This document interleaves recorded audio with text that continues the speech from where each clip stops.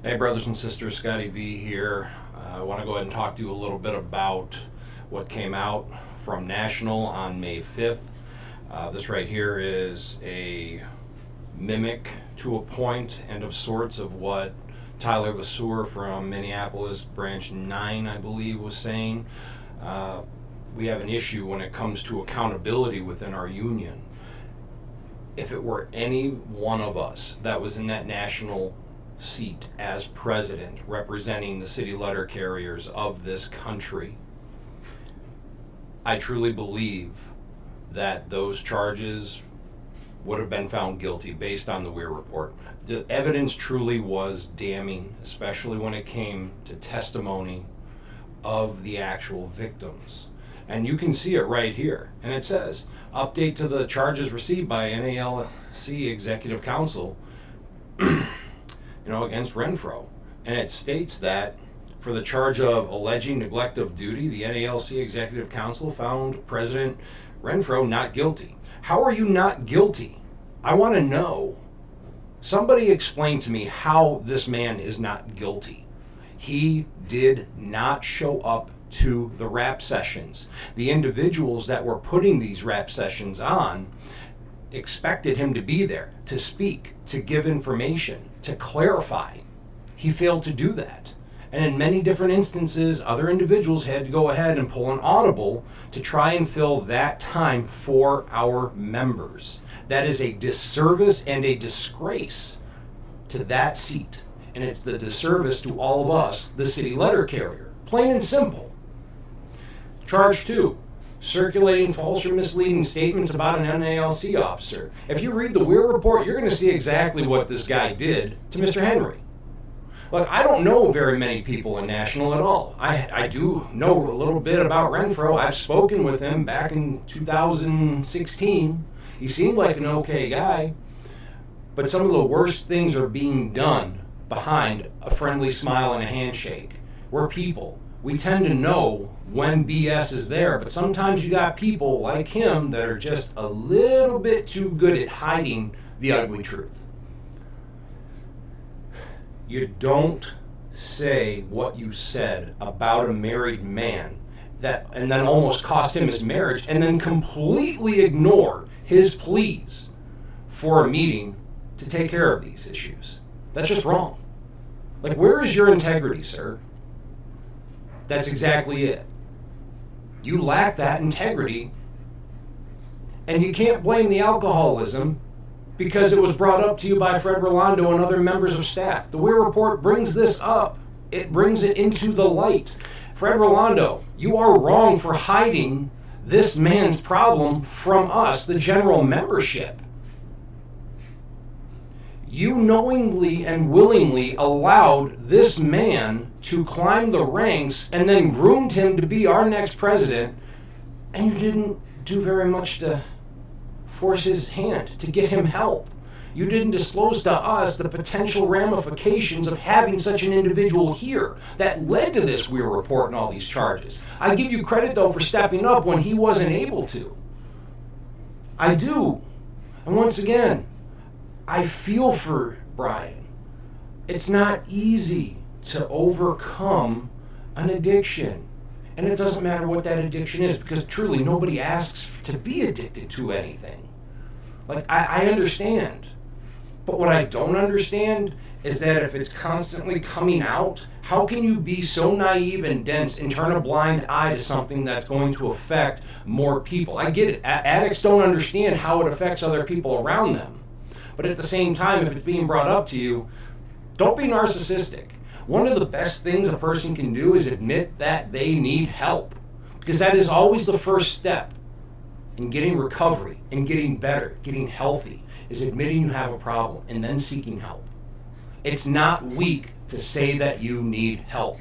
Taking care of this is just as important as taking care of your actual body. The two are interconnected. What affects the mind affects the body. What affects the body affects the mind. We all know that. Stop and take a minute and reflect upon that.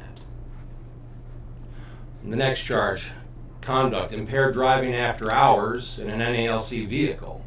Yeah, he was found guilty on that. Well, it's kind of hard to be found innocent or not guilty of that charge, considering the DUI was sustained and he completed his court, what was it? They wanted to go ahead and let him go through that 1-year probationary period, some rehab, and then it became expunged. Well, you have to find him guilty because it was a legal proceeding. To find him anything but guilty would be a complete abandonment of the positions that these individuals have on that executive council. At least there was some accountability there, but having his privileges suspended for driving, guess what? It's going to be like driving Miss Daisy to a point. We're going to have to front that bill. That right there is not fair. That's not fair for us to have to continuously front a bill so he can now be driven around because of that suspension. If anything, it glamorizes the position because now that's one less thing that he has to do. It's wrong. It's screwed up.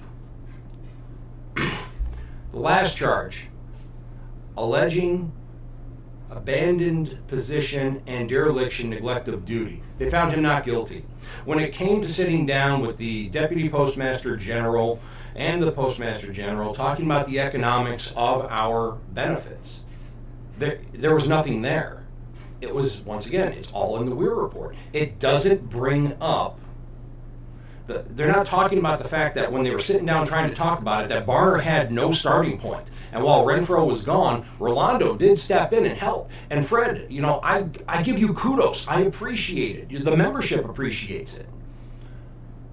But once again, it cannot be overlooked that you put all of us in this position to have to deal with this man and his willful neglect. Just because the council found him not guilty doesn't mean he's not guilty. He's not guilty in the eyes of the council, but the 200,000+ city letter carriers out here, it's going to be a much different story. And I'm just going to go ahead and I'm going to throw this out there, and I say this with the utmost respect. When it comes to the individuals in National that are trying to play part of the good old boys, your time is limited in those positions. So break out that office catalog, because when this new ticket comes in, many of you are not going to be in those spots. You will be voted out, and there's going to be a severe repercussion.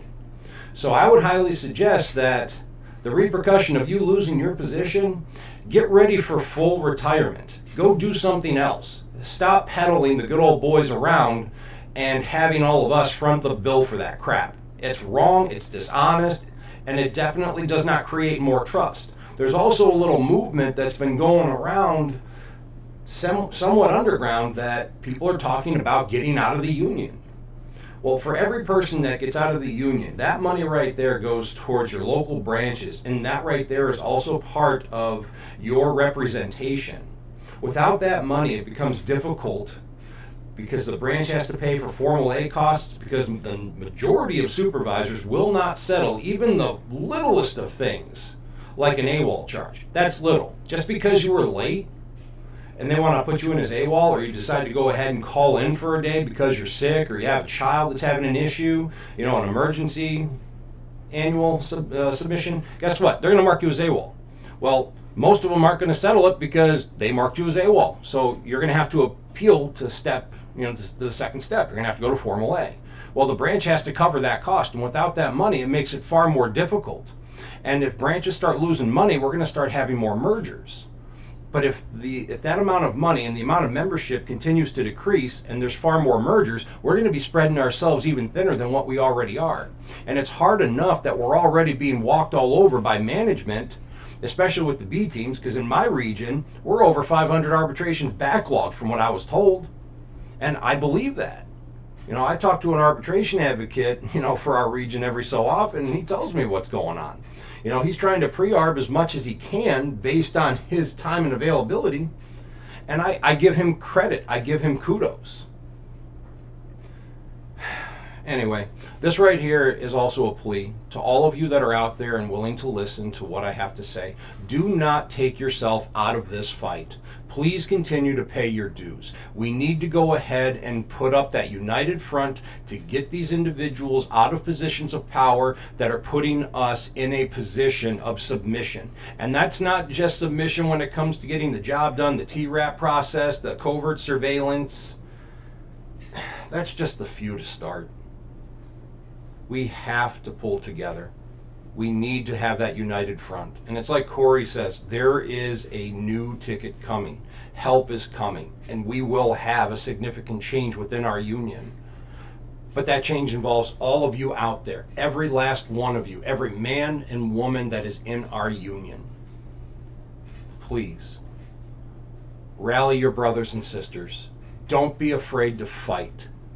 Put forth that united front. That united front will help carry us into the future, and we can have a bigger, better, and brighter NALC. But we all need to come together and put forth the best ticket possible, as well as unite locally to make sure that we don't take any of management's crap. We need to constantly push that crap ball back uphill onto them.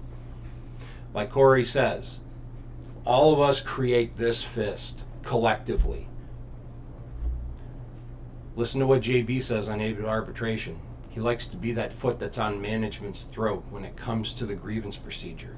I agree with that wholeheartedly, because that's the only way that these people will learn.